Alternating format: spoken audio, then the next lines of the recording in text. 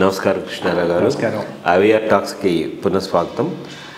అందరికీ సంక్రాంతి శుభాకాంక్షలు తెలుపుతూ ఈ వారం ఐవీఆర్ టాక్స్లో ముఖ్యంగా మనము సూయజ్ కెనాల్ దగ్గర ఉండేటువంటి ఈ ఇజ్రాయెల్ వార్ అయిన తర్వాత మనకి అక్కడ అంటే మెయిన్ జీవనాడి అని చెప్పుకోవచ్చు. మనకి అటుకేసి నుంచి మన భారతదేశానికి నౌకా ప్రయాణాలు జరగడం కానీ లేకపోతే యూరోపియన్ కంట్రీస్కి కానీ అది ఒక స్ట్రాటజిక్ దీని కింద ఉండి చేసే దాంట్లో ఈ సుడానీస్ ఎక్స్ట్రీమిస్ట్ వీళ్ళందరూ మామూలుగా రాకెట్ లాంచింగ్ చేసి ఇది చేసి ఆ డిస్టర్బ్ చేయాలనే ఉద్దేశంతో వాళ్ళు మొత్తం అంతా ముందుకు పోతూ ఉంటారు.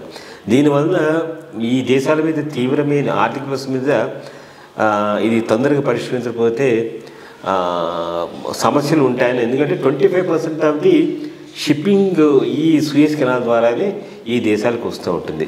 దీని మీద మీ అభిప్రాయం ఏంటి? కొంచెం దీని ఒక పరిణామాల గురించి తెలుసుకుందాం. అది సుడానీస్ కాదు, హౌతీస్ అంటారు. హౌతీస్ అనేవాళ్ళు బేసిక్గా కొంత ఇరాన్ ఎఫెక్ట్ ఉన్నది. ఇప్పుడు దీన్ని హార్న్ ఆఫ్ ఆఫ్రికా అంటారు ఆ ఏరియాను. ఎందుకంటే మన ఒక ఖడ్గమృగం హార్న్ ఉంటుంది కదా, ఆ టైప్గా ఆఫ్రికాకు ఆ ఏరియా ఉంటుంది. ఆ సైడ్ ఏమో ఈ సౌదీ అరేబియాను ఆనుకొని యెమెన్ దేశం ఉంది. ఈ సైడ్ ఏమో ఇథియోపియా, ఇక చిన్న చిన్న దేశాలు ఎరిత్రియా అని ఒకటి, జిబూటి అని ఒకటి, సొమాలిలాండ్ అని ఇవన్నీ ఉన్నాయన్నమాట. అక్కడ మామూలుగానే అది కొద్దిగా అన్స్టేబుల్ ఏరియా. అక్కడ కొంత స్టెబిలిటీ ఉండదు, కొంత అటు ఇటు పొలిటికల్గా ప్రాబ్లమ్స్ ఉన్నాయి. ఇథియోపియా సైడ్ ఉన్నాయి, ఎరిత్రియాలో ప్రాబ్లమ్స్ ఉన్నాయి, సొమాలిలాండ్లో ప్రాబ్లం ఉన్నాయి. వీటికి తోడు అదర్ సైడ్ యెమెన్లో ఇంకా చాలా తీవ్రమైన ప్రాబ్లమ్స్ ఉన్నాయి. ఈ యెమెన్ దేశంలో బేసిక్గా సున్నీస్ ఉన్నారు, షియాస్ ఉన్నారు. సో ఈ షియా ఫ్యాక్షన్కి ఏమో ఇరాన్ సపోర్ట్ చేస్తుంది, సున్నీ ఫ్యాక్షన్కి ఏమో సౌదీ అరేబియా సపోర్ట్ చేస్తుంది. చాలా రోజులు వీళ్ళు పరిపాలన చేస్తూ ఉంటే ఆ సున్నీ కింగ్ ఎవడో ఈ షియా రెబల్స్ వాడిని డిపోజ్ చేసి అప్పటి నుంచి అక్కడ ఒక పెద్ద థ్రెట్గా తయారైనారు. వీళ్ళకి ఆర్మింగ్ అంతా ఇరాన్ చేస్తుంది. వీళ్ళని హౌతీ రెబల్స్ అని అంటారు. అక్కడ ఒక ఆన్గోయింగ్ సివిల్ వార్ నడుస్తుంది. ఈ హౌతీ రెబల్స్ను గట్టిగా కట్టడి చేయటం కోసంగా Saudi Arabia, United Arab Emirates ఇద్దరు ప్రయత్నం చేస్తున్నారు, కానీ విఫలమైనారు. ఎంత విఫలమైనారంటే వాడు రాకెట్స్ను, డ్రోన్స్ను ఈ సౌదీ అరేబియా ఆయిల్ ఫీల్డ్స్ మీదకి he was able to send ఈ హౌతీ రెబల్స్. నార్త్ సైడ్ వాళ్ళ ఆధీనంలో ఉంది, సౌత్ సైడ్ కొంత ఈ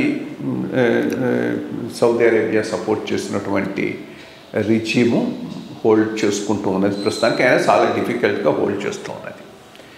ఇప్పుడు వన్స్ ఈ ఇజ్రాయలీ వార్ మొదలు కాగానే ఇజ్రాయెల్కి వ్యతిరేకంగా ఉన్న ఫోర్సెస్ అందరినీ ఇరాన్ సపోర్ట్ చేస్తున్నది, చాలా గట్టిగా సపోర్ట్ చేస్తున్నది. ఎందుకనంటే ఇరాన్ న్యూక్లియర్ ఫెసిలిటీసు, దానికి సంబంధించి చేస్తున్నటువంటి వాళ్ళ వర్క్నంతా అడ్డుకోవటానికి ఇజ్రాయెల్ ప్రయత్నం చేస్తూ ఉన్నది. ఇజ్రాయెల్ను న్యాచురల్ ఎనిమీ కింద ఇరాన్ కూడా పరిగణిస్తుంది. వాళ్ళు సిరియాలో వచ్చినా కానీ, లెబనాన్లో వచ్చినా కానీ వాళ్ళని కాస్త ప్రతిఘటించింది ఆ లోకల్ ఏరియాలో ఇజ్రాయెల్. సో ఇప్పుడు ఈ హమాస్ను, హిజ్బుల్లాను, లెబనాన్ సైడ్ ఉన్న వాళ్ళను ఇద్దరిని కూడా ఇరాన్ సపోర్ట్ చేస్తూ ఉన్నది. అట్లాగే హౌతీ రెబల్స్ ఎవరైతే యెమెన్లో ఉన్నారో వీళ్ళను ఇరానే సపోర్ట్ చేస్తున్నారు.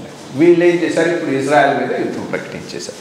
యుద్ధం ప్రకటించడమే కాదు, అడాసిటీ చూడు, ఎక్కడో ఉన్నాడు మంచి అంతా సౌదీ అరేబియా ఉంది, ఇంకా జోర్డాన్ ఉంది, అది దాటిన తర్వాత ఇజ్రాయెల్. అయినా కానీ ఇజ్రాయెల్ మీదకి కొన్ని మిసైల్స్, డ్రోన్స్ వాడు లాంచ్ చేశాడు. ఇదైన తర్వాత ఇప్పుడు ఏం చేశారంటే ఇజ్రాయెల్కు వచ్చేటటువంటి ఏ షిప్ను ఆర్ ఇజ్రాయెల్ ఫ్లాగ్తో పోయే ఏ షిప్ను కూడా ఈ రూట్లో రావడానికి మేము అనుమతించమంటూ మొదలెట్టారు. దాన్ని హైజాక్ చేస్తామని. అంతకుముందు కూడా ఇక్కడ ప్రాబ్లమ్ ఆఫ్ పైరేట్స్ ఉన్నది. కొంతమంది పైరేట్స్ రావటము, ఈ సముద్రంలో వచ్చేటటువంటి ఈ దొంగలు, సముద్ర దొంగలు, పైరేట్స్ షిప్స్ను హైజాక్ చేయడం బాగా ఉంటాయి. Somali land area, Somalia side నుంచి ఈ సైడ్ నుంచి చూస్తూ ఉంటాయి. ఇప్పుడు అది కొద్దిగా ఆర్గనైజ్డ్ అయిపోయింది, ఎందుకంటే ఈ హౌతీస్ దానికి సపోర్ట్ చేస్తూ ఉన్నారు. ఇజ్రాయెల్ ఫ్లాగ్తో వచ్చేది, ఇజ్రాయెల్కి వెళ్ళేటటువంటి షిప్స్ను మేము టార్గెట్ చేస్తాం.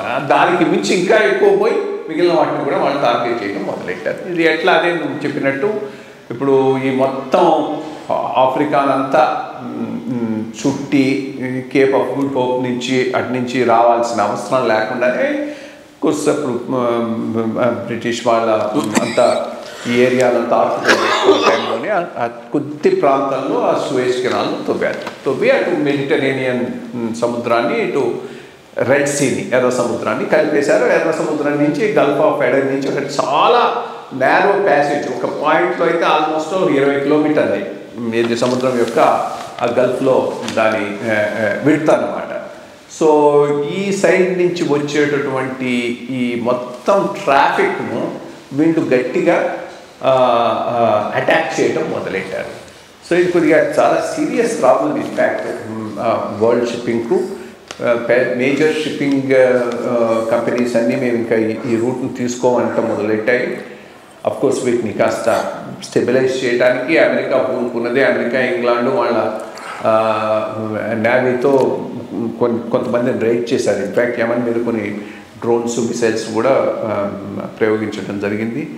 అట్లాగే ఒక షిప్ మనకు సంబంధించిన దాన్ని కూడా వాళ్ళు స్టాప్ చేస్తే మన నేవీ పోయి రెస్క్యూ చేసింది. ఒకటి, దీనిని నియంత్రించాలంటే ప్రపంచంలో అన్ని దేశాలు కలిసి ఇరాన్ మీద గట్టిగా ప్రెషర్ పెట్టాలి. బికాజ్ ఇరాన్ గనక గట్టిగా చెప్పిందనంటే హౌతీస్ కొరకగా పోరు. సో ఆ సైడ్ నుంచి ఒకటి చేయాలి. దీన్ని నియంత్రించాల్సిన అవసరం అయితే ఎంత ఉంది. లేకపోతే చాలా ఇంపార్టెంట్ లైఫ్ లైన్ లాంటిదన్నమాట మనకు. ఈ వరల్డ్ ట్రేడ్ చాలా కన్సైన్మెంట్స్ పోతే మనకు కూడా దానివల్ల ఎఫెక్ట్ అవుతుంది. ఆయిల్ కూడా పెరిగే అవకాశం ఉంది. ఆయిల్ సప్లైస్ బాగున్నాయి ఇప్పుడు. యాక్చువల్గా ఒకప్పుడు ఆయిల్ సప్లైస్ రష్యన్ వార్ వచ్చిన తర్వాత ప్రాబ్లం ఉండొచ్చు, చాలా హైకి వెళ్ళిపోవచ్చు అని చాలామంది అనుకున్నారు.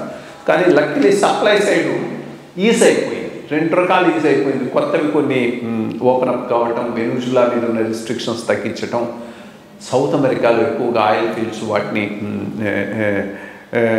డిస్కవర్ చేయటం, ఆఫ్రికాలో కూడా ఆయిల్ ఫీల్డ్స్ రావడంతో కొంత ఇంప్రూవ్ అయింది సప్లై సైడ్. అట్లాగే డిమాండ్ కూడా కొంత తగ్గింది. అంటే చైనాలో కాస్త స్లో డౌన్ కావడంతో డిమాండ్ తగ్గిపోయింది. సో ఈ ప్రాబ్లమ్స్ ఉన్నా కానీ ఫైనల్గా దీనిని అంతా కట్టడి చేద్దాం అనుకున్న సౌదీ అరేబియాయే ఇప్పుడు ప్రొడక్షన్ కట్స్ని తగ్గించేసింది. So oil supply side problem ఉండదు. ట్రాన్స్పోర్టేషన్ దీనివల్ల బ్లాక్ అయ్యే అవకాశం ఉంది. కాబట్టి దీని మీద అఫ్కోర్స్ అమెరికా, యూకే అందరూ కూడా దృష్టి పెడుతున్నారు. ఇండియా కూడా పెట్టాలి. ఇన్ఫ్యాక్ట్ దీంట్లో గల్ఫ్ కంట్రీస్ కూడా కలిసి వస్తాయి. ఎందుకంటే ఈ హౌతీస్ రెబల్స్ను వీళ్ళు ఎవరు లైక్ చేయరు. ఎవరు యూఏఈ లైక్ చేయరు, సౌదీ అరేబియా లైక్ చేయరు. మొత్తం ఇవన్నీ సున్నీ కంట్రీస్. ఈ హౌతీస్ ఏమో షియాస్. సో ఆ ఫండమెంటల్ ప్రాబ్లం ఉంది అక్కడ ఉన్నది. చూద్దాం. ఐ థింక్ ఇది broadly explains Gulf of Aden, supply channels, Suez Canal నుంచి వచ్చేటటువంటి ఈ ట్రాఫిక్ ఏ రకంగా ఇంపాక్ట్ అవుతుందనే దానికి ఇది బ్యాక్గ్రౌండ్. అది ఒకటి బ్రాడ్గా ఇంటర్నేషనల్ ఈవెంట్ కింద మనం పెట్టుకోవచ్చు. This is one important thing. So చాలా మంచి విషయాలు చెప్పారు. అదే ఎమాన్ బేస్డ్ హౌతీ ఫోర్సెస్ ఏ విధంగా ఇది చేస్తున్నాయి, వాళ్ళని ఏ విధంగా కంట్రోల్ చేయాలనే విషయం మీద. ఇప్పుడు వచ్చే వారం ప్రపంచమంతా ఇండియా వైపు, భారతదేశం వైపే చూస్తుంది. మనము ఎన్నో ఏళ్లుగా పోగొట్టుకున్నటువంటి ఒక ఆధ్యాత్మిక వాతావరణాన్ని కానీ అనుకోవచ్చు, లేకపోతే మన ఫండమెంటల్ హిందూ రైట్ అని అనుకోవచ్చు. ఎవరు తీసుకురానటువంటి ఒక ప్రాబ్లంకి బీజేపీ గవర్నమెంట్ సొల్యూషన్ తీసుకొచ్చింది. అసలు అంత శీఘ్ర కాలంలో అవుతుందా అని అనుకున్నాము. 2023, 2020లో దాని శంకుస్థాపన స్టార్ట్ చేశారు. చాలా ఫాస్ట్గా చేసి రామ మందిరం అయోధ్యలో కంప్లీట్ చేయడం జరుగుతుంది. రేపు 3rd వీక్ 22nd నాడు దీనికి మనకి అందరికీ ఇనాగ్రేషన్ చేసి ఇదంతా చేస్తూ ఉంది. అయితే ఇది హిందువుల మనోభావాలకు చాలా మంచి ఇది. ఇప్పటికే మనం చూస్తుంటే చాలా పెద్ద పండుగ కింద చేసుకుంటున్నారు.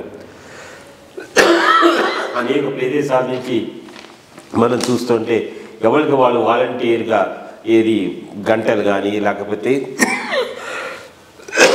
మిగిలిన కానీ తీసుకొచ్చి వాళ్ళ దీని కింద చేయడము, అట్లాగే టీటీడీ వాళ్ళు లడ్లు పంపించడము, మిగిలిన వాళ్ళందరూ ప్రసాదాలు పంపించడము, ఇవన్నీ అంటే విపరీతమైన పండగ వాతావరణానికి ఉత్తరప్రదేశ్లో మనం చూడబోతున్నాం. అయితే ఉత్తరప్రదేశ్ గవర్నమెంట్కి ఎలాంటి ఇదైనా హ్యాండిల్ చేయగలిగే సత్తా ఉంది. మనం అక్కడ మేళాలు చూసాం. మేళాలకి ఎంతమంది వస్తారో మనకే తెలియదు. అట్లాంటి వాటిని చేసినప్పుడు ఈ తలుచుకుంటే రేపు అయోధ్యలో ఇంతమంది వ్యక్తుల్ని ఎలా హ్యాండిల్ చేయగలరు, అదొక పాయింట్. తర్వాత రాజకీయంగా చూస్తే అది ఎప్పుడూ ఉంటూనే ఉంటుంది. బీజేపీ గవర్నమెంట్ పెట్టిన దాని ఇన్విటేషన్స్కి కాంగ్రెస్ వాళ్ళు తిరస్కరించి మేము పార్టిసిపేట్ చేయము అని చెప్పారు. అలాగే కొన్ని అపోజిషన్ పార్టీస్ వాళ్ళు కూడా మేము దీంట్లో పార్టిసిపేట్ చేయము అని చెప్పారు.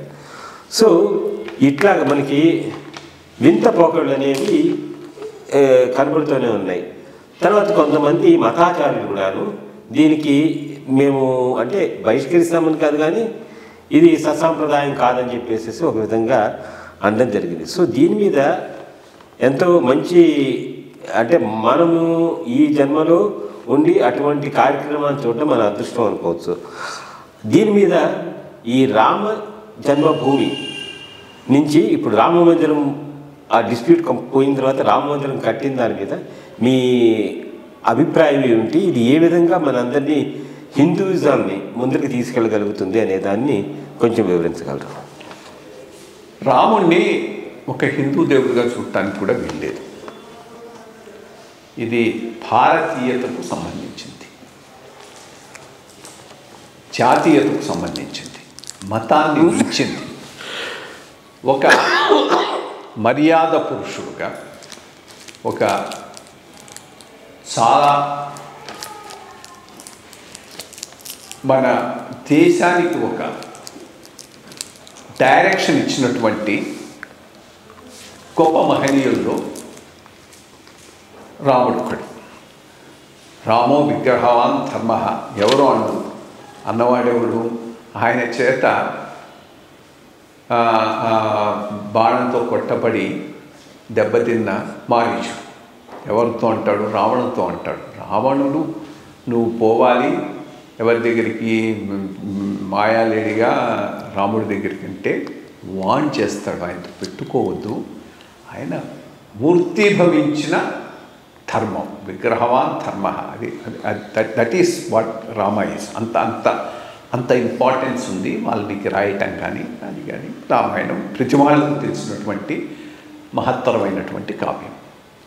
సరే, ఈ 13, 14, 15 శతాబ్దుల్లో ఈ డెజర్ట్ కల్ట్ భారతదేశాన్ని ప్రవేశించినప్పుడు వాళ్ళకు ఒకటే, మా కల్టు అన్నిటికన్నా గొప్పది అని ప్రూవ్ చేయాలి. ప్రూవ్ చేయటం ఎట్లా? ఉన్నటువంటి దేవాలయాలను పడగొట్టు, వాటిని మసీదులు చేయి, అప్పుడు మాది గొప్పది. ఇది ప్రపంచమంతా జరిగింది, ఒక ఇండియాలోనే కాదు, అంతటా అట్లాగే చేశారు. ఇన్ఫ్యాక్ట్ అది ఒకటి ఇప్పటికి కూడా రన్ అవుతుంది. మళ్ళీ మాస్క్ అయింది టర్కీలో, దాని పేరేదో ఉంది, హోప్ ఏదో ఉంది, గుర్తుకు రావట్లేదు. కొన్నాళ్ళది చర్చిగా ఉండింది. ఇస్లామిక్ టైంలో దాన్ని చాలా ఇంపార్టెంట్, ఇస్తాంబుల్లో ఉంటుంది, దాన్ని మాస్క్ కింద మార్చారు. మళ్ళా కొంతకాలం చర్చిగా ఉంది. ఇంకా ఆటాటుర్క్ అనేవాడు సెక్యులర్గా ఉన్నవాడు టర్కీని బాధించిన రోజు దాన్ని మ్యూజియం చేశాడు.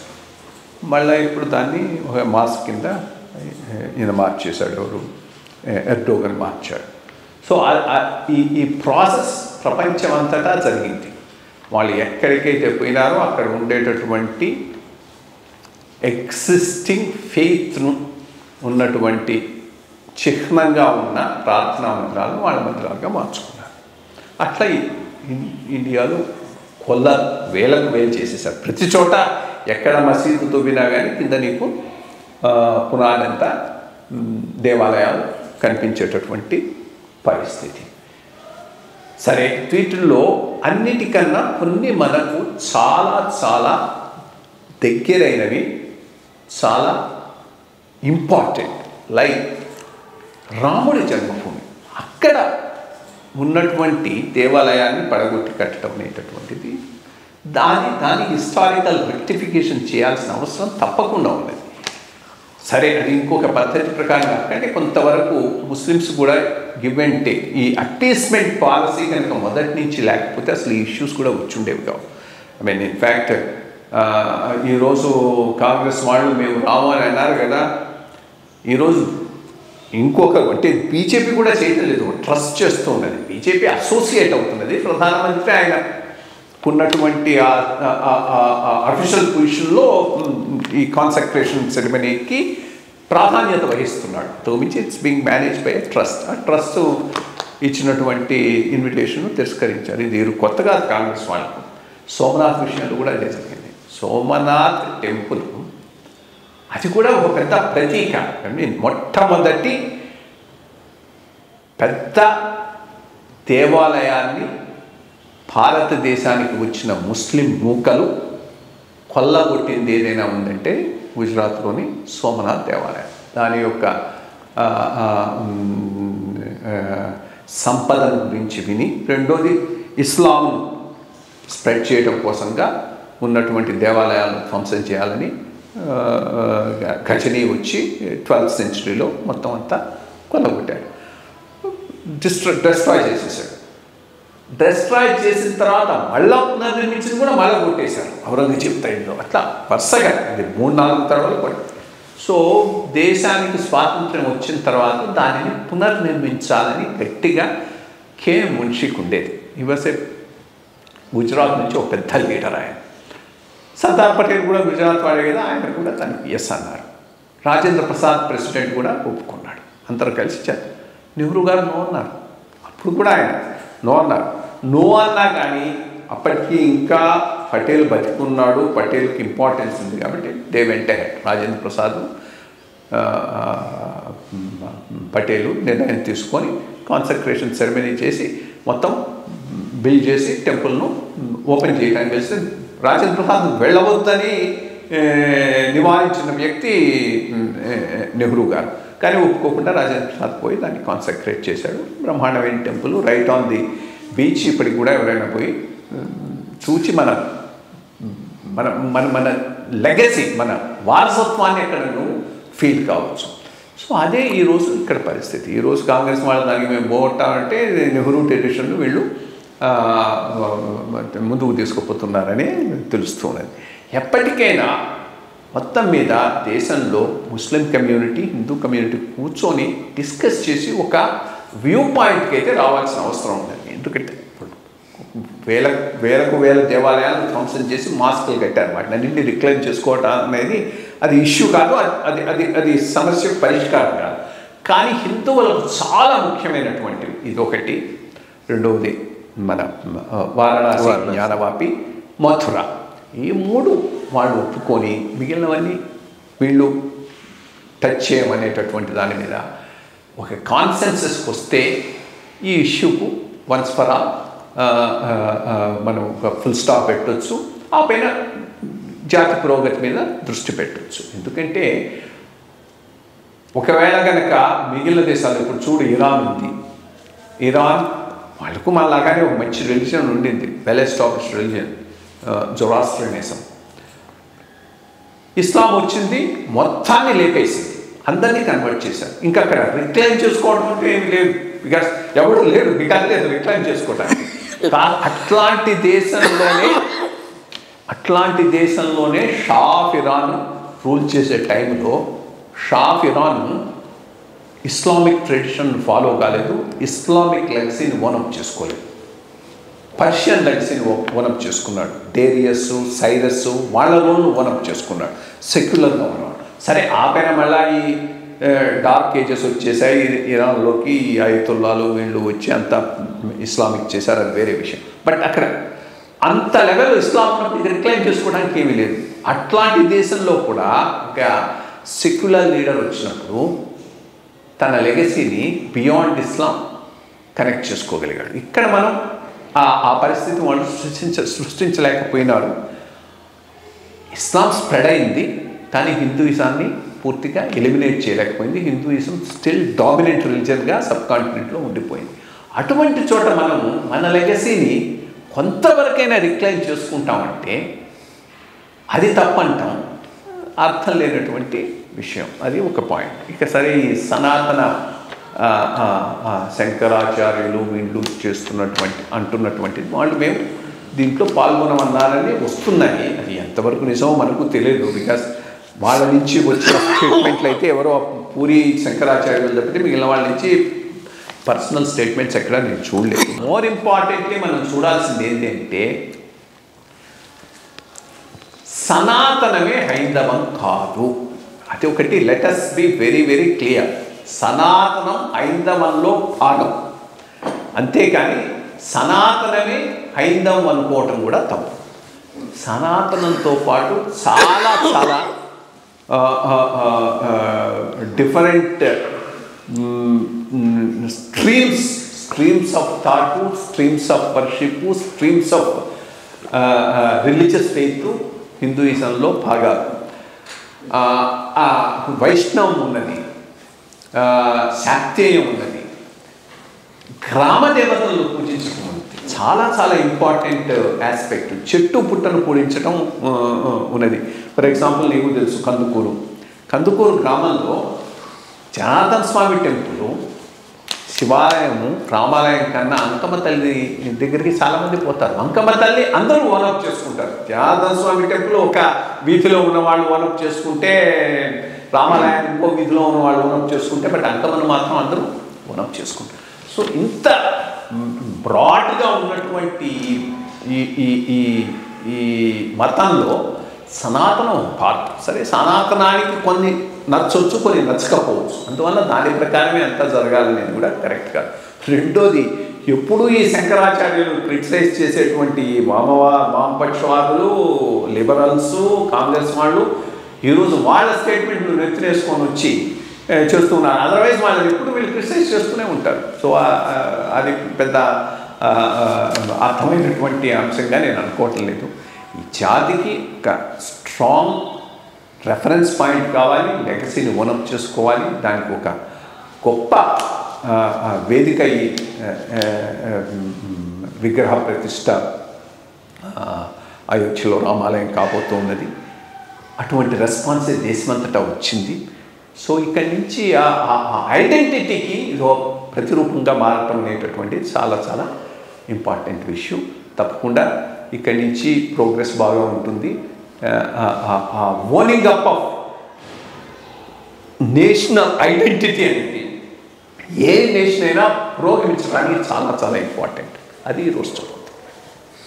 అంటే చాలామంది కుంభమేళాలకు మించి మొట్టమొదటిసారిగా రామ ఆలయాన్ని దర్శించడానికి చాలామంది వస్తారు.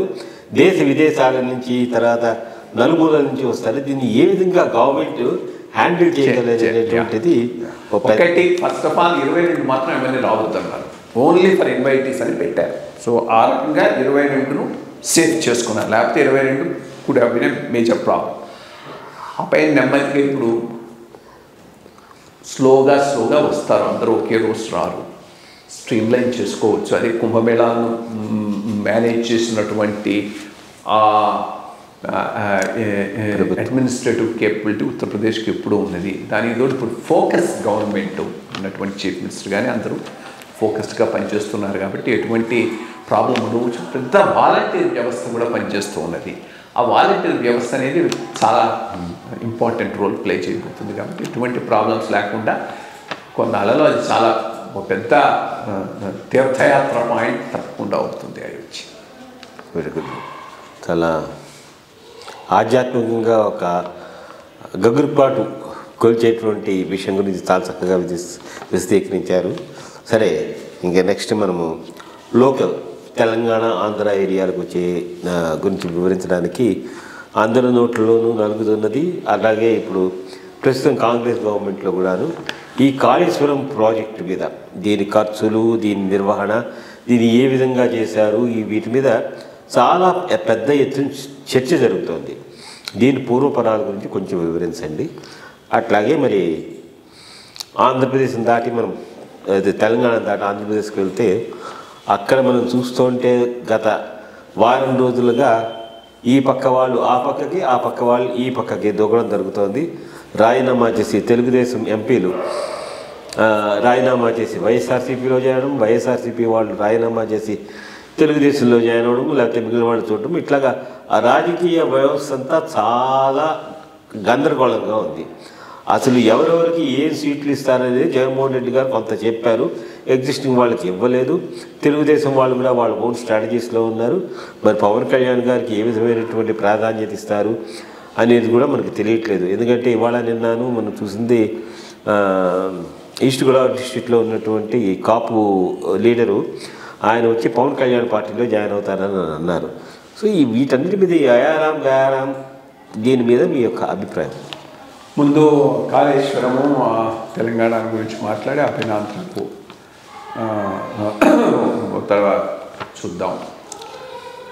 నేను సర్వీస్లో ఉన్నప్పుడు ఒక సీరియస్ జోక్ చేస్తూ ఉండేవాడిని మా కొలీగ్స్తో.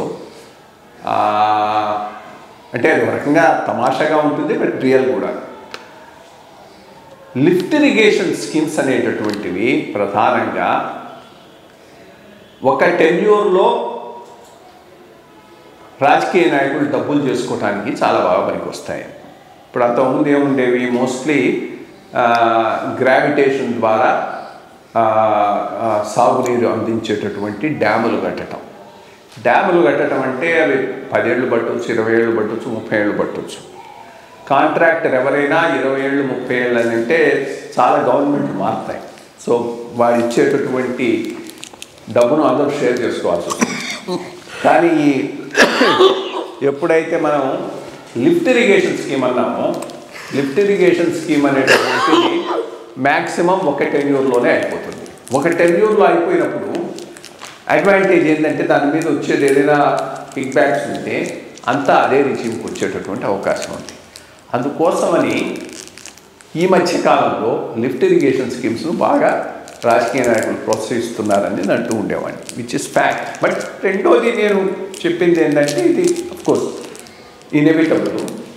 తెలంగాణ లాంటి ప్రాంతంలో ఎందుకంటే మామూలుగా మొత్తం స్టేట్ అంతా పైన ఉన్నది, నదులు కింద పోతున్నాయి కాబట్టి లిఫ్ట్ చేయకుండా నీళ్ళైతే ఇవ్వలేము.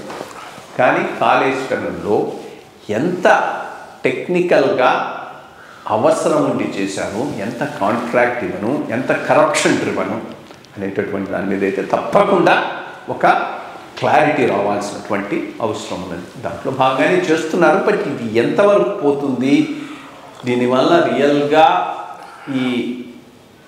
ఈ స్కామ్ బయటపడుతుందంటే డౌట్ఫుల్. ఎందుకంటే ఒకటి, ఈ అంశాల్లో కాంగ్రెస్ ట్రాక్ రికార్డ్ ఏమి బీఆర్ఎస్ కన్నా బెటర్గా ఏమీ కాదు. అంతకుముందు కాంగ్రెస్ వాళ్ళు ఉన్నప్పుడు కూడా ఇటువంటి పనులే చేశారు, ఈయన కాస్త ఎక్కువ చేశాడు, అదొకటి.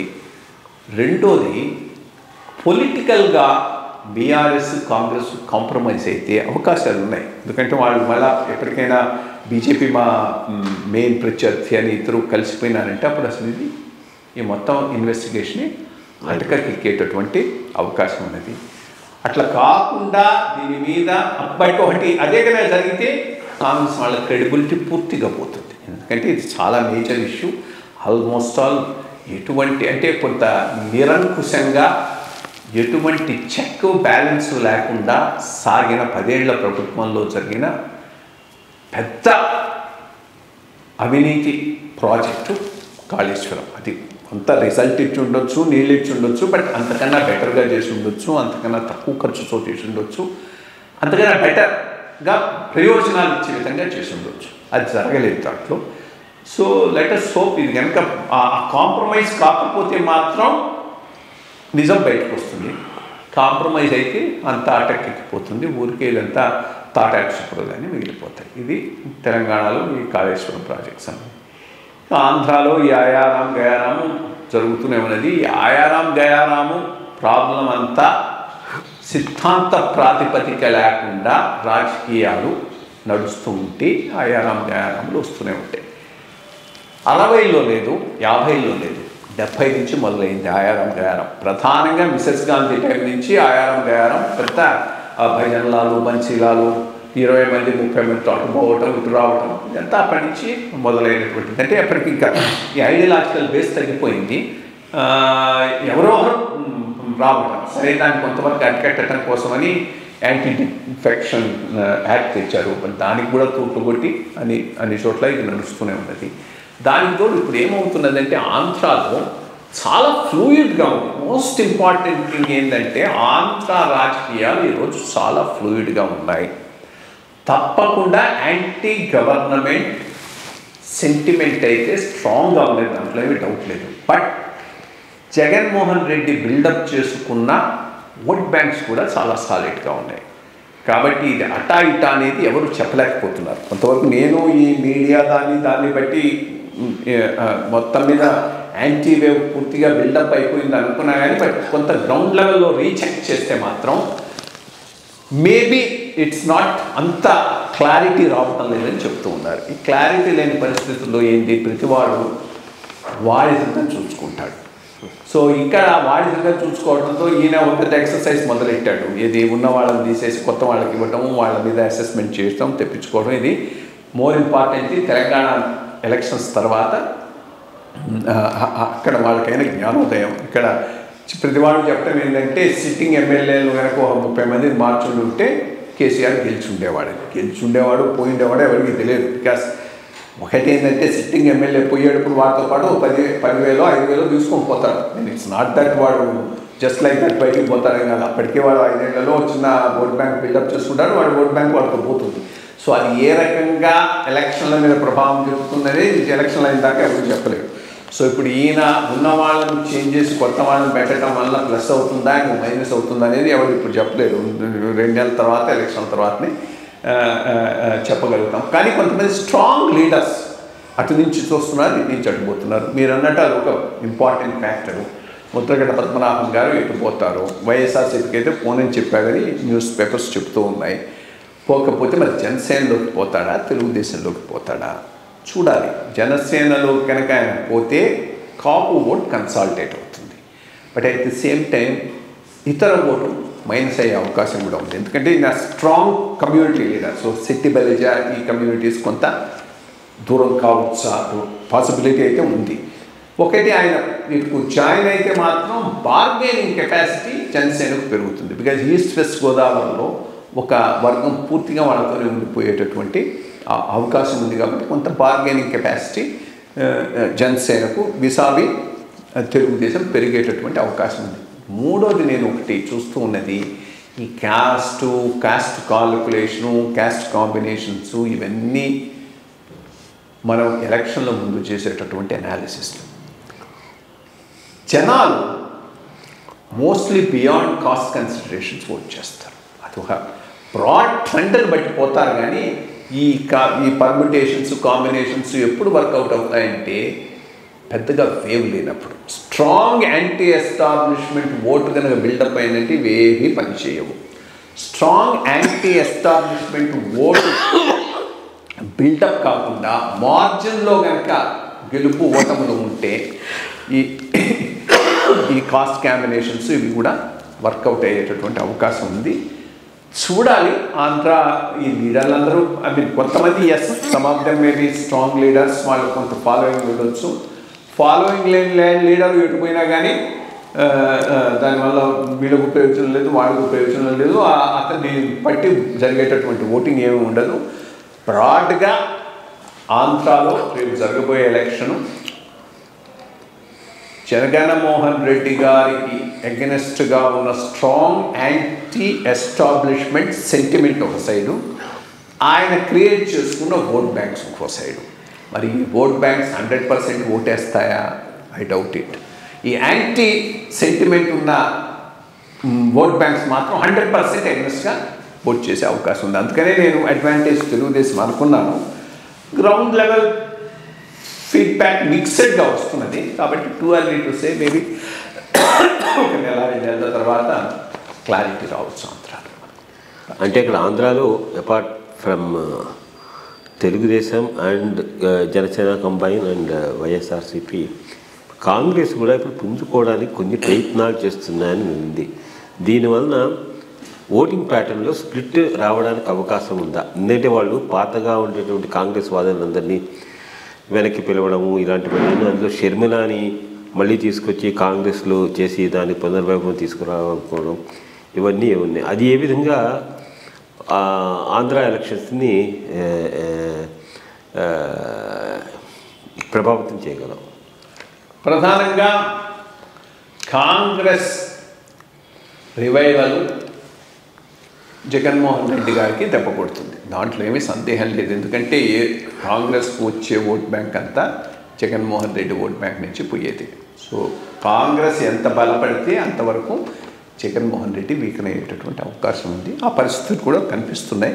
బట్ 2024 వరకు పెద్ద దాని ప్రాబల్యం ఉండకపోవచ్చు. వచ్చిన ఏదో వస్తారు ఇచ్చేస్తారు, కానీ యాంటీ ఎస్టాబ్లిష్మెంట్ ఓట్ అయితే ఇప్పటికే టీడీపీ దగ్గర కన్సాలిడేట్ అయిపోయింది కాబట్టి అదేం కాంగ్రెస్కి రాదు. కొంత జగన్మోహన్ రెడ్డి ఓట్ బ్యాంకులు చీల్చగలదా? అది 24 నేను అనుకోను, 29కి చీల్స్తుందేమో, కానీ 24కు దాని ప్రభావం ఉండకపోవచ్చు. ఇక బీజేపీ ఒంటరిగా పోతే ఈ తడవ మాత్రం తప్పకుండా ఒక రీజనబుల్ పర్సంటేజ్ ఓట్లు బీజేపీకి వెళ్ళిపోతాయి. దాంతో యాంటీ ఎస్టాబ్లిష్మెంట్ అంతవరకు చీలేటటువంటి అవకాశం ఉన్నది. అది అది అది ఎవరికి అడ్వాంటేజ్ అంటే డెఫినెట్లీ రూలింగ్ పార్టీకి అడ్వాంటేజ్గా ఉండేటటువంటి అవకాశం. బట్ ఎంత చిల్లగలుస్తుంది, ఎంత సస్టైన్డ్గా వాళ్ళు వర్క్ చేస్తారనే దాని మీద ఆధారపడి ఉంటుంది. సో మంచి విషయాలు చెప్పారండి. అంత వానలు వరదలు వచ్చిన రైతు బిడ్డలకి చక్కటి ధాన్యము ఇవి అంతా వచ్చి సంక్రాంతి పండుగ అందరూ చక్కగా జరుపుకుని మళ్ళీ వచ్చేవారు కొత్త విషయాల మీద మనం అందరికీ సంక్రాంతి శుభాకాంక్షలు. Thank you. For more updates, like, comment, subscribe to our channel. Hey darlings, గంటని click చేయడం మర్చిపోకండి.